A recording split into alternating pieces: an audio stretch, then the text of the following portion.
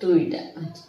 જો પ્રકૃતિ પાસેથી પણ આપણે શીખવા જેવું છે કે એક વખત એવું થયું કે એક પ્લાન્ટ હતો, એમાં પેલું તીતી ઘોડો જેને કહેવાય, હા ગુજરાતીમાં ટીટડું, હા એમાં બેસી ગયું અને એટલે મેં ઉડાડ્યું નહીં. અને એક દિવસ મેં જોયું ને તો એ તીતી ઘોડો બધા જ પાંદડા ખાઈ ગયું એવી રીતે કે ત્યાંથી એનું અટકી જ ગયું. અને એટલું બધું એ પ્લાન્ટ મને ગમતો હતો કે હવે એમ થયું કે ઓહો આ બધા જ પાંદડા ખાઈ ગયું. અને પણ સડનલી મેં બીજા ત્રીજા દિવસે જોયું તો જ્યાંથી ખાઈ ગયું હતું ને ત્યાંથી તો ન ઉગ્યા પાન, પણ આસપાસથી એટલા બધા પાંદડા નીકળ્યા, ડાયરું એની ફૂટી.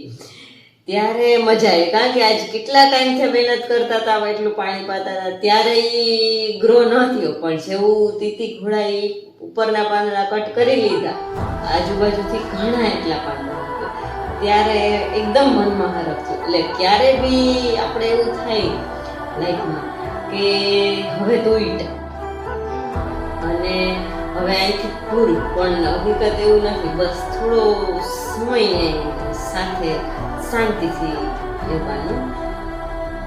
બને કે ફરી વખત વધારે તાકાતથી વધારે હોંસલા સાથે આપણે બેઠા થઈ શકીએ. જી.